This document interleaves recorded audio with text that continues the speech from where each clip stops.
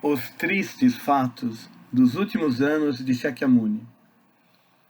As circunstâncias que cercaram a morte de Shakyamuni, ou mais corretamente seu ingresso no Nirvana, são contadas longamente no Mahaparinirvana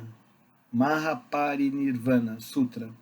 Ao contrário do registro da obtenção da iluminação, que é apresentado principalmente sob a forma de reminiscências de Shakyamuni, a entrada no Nirvana tomou a forma de recordações de seus discípulos. Segundo essa versão, acompanhado de Ananda e de cerca de 500 outros seguidores, Shakyamuni deixou o Pico do Abutre, situado nas proximidades de Rajagaha, e dirigiu-se para o norte. Faleceu num bosque de árvores sal, perto da cidade de Kushinagara, na terra dos Malas. O sutra abrange 6 meses antes e depois do fato, incluindo o funeral, a cremação do corpo e a divisão das cinzas entre os pranteadores. Antes da última jornada, porém, ocorreram em rápida sucessão 2 fatos que lhe causaram grande dor. O primeiro, a morte de 2 de seus discípulos de mais confiança, Shariputra e Maudgalyayana. O segundo, a destruição da tribo Shakya. Shariputra e Maudgalyayana constituíam os próprios pilares da ordem. Conforme notamos antes, foram destacados como o primeiro em sabedoria e o primeiro em poderes mágicos, respectivamente, e também conhecidos pela profunda e duradoura amizade entre ambos. Tão importantes e influentes foram que um relato preservado pelos cronistas da Revolução Jainista, na verdade, identifica Shariputra, e não Shakyamuni, como líder da ordem budista. Nos últimos anos de Shakyamuni, os 2 discípulos pregaram e expuseram os sutras em nome do mestre.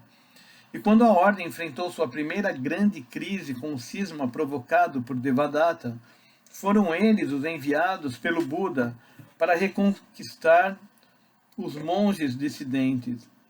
Embora durante sua vida ele nunca indicasse claramente quem devia ser seu sucessor, deve forçosamente ter considerado Shariputra e Maudgalyayana como candidatos promissores para esse papel, porquanto os 2 eram por todos reconhecidos pela sabedoria e diligência na devoção. Para a grande mágoa de Shakyamuni, porém, esses homens notáveis o precederam na morte. Shariputra contraiu uma doença e faleceu em sua aldeia natal, Naraka. Maudgalyayana, segundo se diz, foi assassinado por um brahmane enquanto vagueava pedindo esmolas. Sentimos a existência de um laço misterioso entre os destinos dos 2 grandes amigos, uma vez que morreram quase na mesma ocasião. O relato da dor de Shakyamuni, com a perda de seus 2 maiores discípulos, consta das escrituras, que cita o Buda como dizendo: desde que Shariputra e Maudgalyayana morreram, essa reunião me parece vazia. Sentindo sua própria morte iminente, Shakyamuni deve ter ficado insuportavelmente entristecido com o fato, embora sua afeição pelos discípulos fosse tão grande e geral, que temos a impressão de que ele poderia ter dito as mesmas palavras com a morte de qualquer um deles.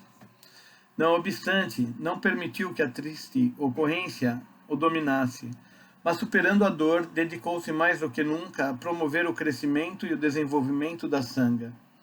Uma das escrituras cita-o repreendendo os discípulos pela tristeza com a perda de Shariputra, dizendo: que motivo há para aflição, o que perdestes como resultado da morte de Shariputra?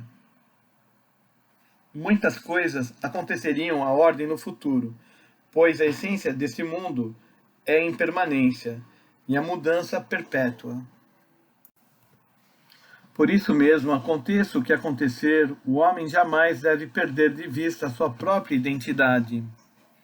O importante para todos os indivíduos é estabelecer sua própria sólida e indestrutível força de caráter, que lhe permitira compreender a verdadeira natureza da mudança e sobreviver a ela.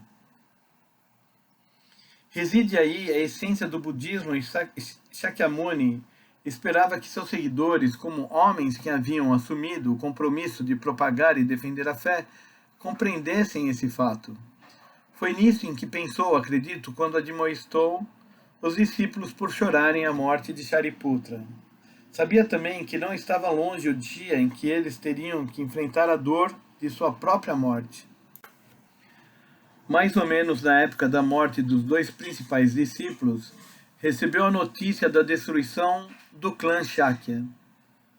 Sua vida cercada de dificuldades desde a época da iluminação continuou tempestuosa mesmo nesses anos finais. Fora Vidudaba, o novo governante de Koshala, quem atacara e destruíra os Shakyas. Filho do rei Pasenadi, tomara o trono numa ocasião em que o pai se encontrava ausente em visita ao estado Shakya. O velho rei tinha 80 anos quando ocorreram esses fatos. Dessa maneira, os dois reais patronos do budismo, Pasenadi e Bimbisara, tiveram o mesmo destino na velhice. Pasenadi partiu para Rajagaha a fim de pedir ajuda a Ajatashatru, o monarca de Magadha, mas morreu no caminho. Há uma história por trás do ataque de Vidudaba aos Shakyas. O estado de Koshala, conforme vimos antes, só recentemente adquirira importância sob a liderança do rei Pasenadi.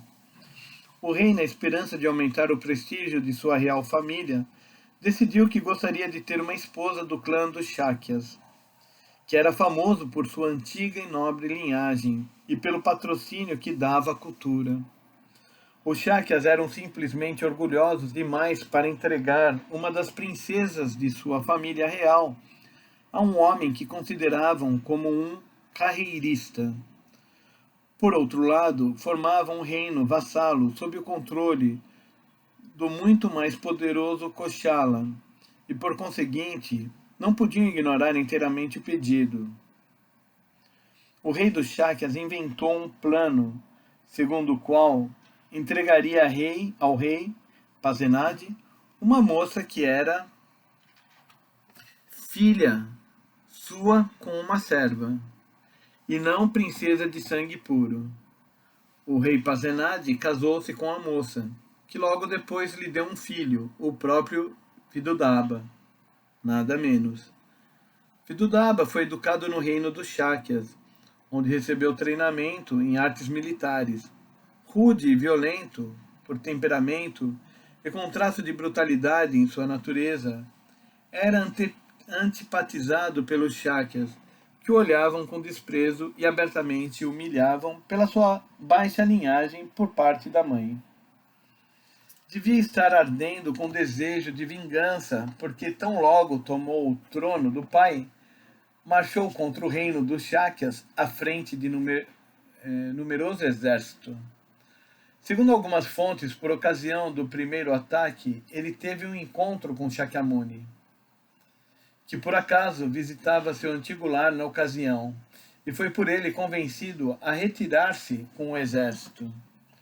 Várias outras vezes, Vidudaba invadiu o reino vassalo, mas em todas as ocasiões foi dissuadido por Shakyamuni.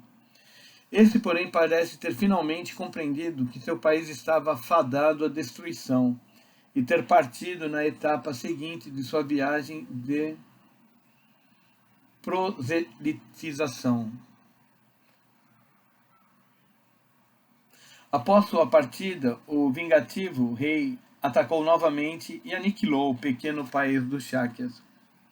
Retornando a esses fatos, parece que certa aura de tristeza cercou Shakyamuni nos seus últimos anos.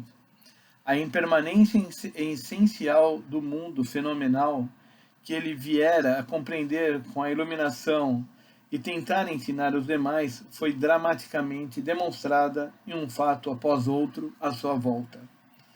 Não obstante, ou por causa mesmo desses fatos, continuou seus esforços a fim de despertar o homem para a verdadeira natureza da realidade, pregando a lei com energia inquebrantável até a hora de sua morte.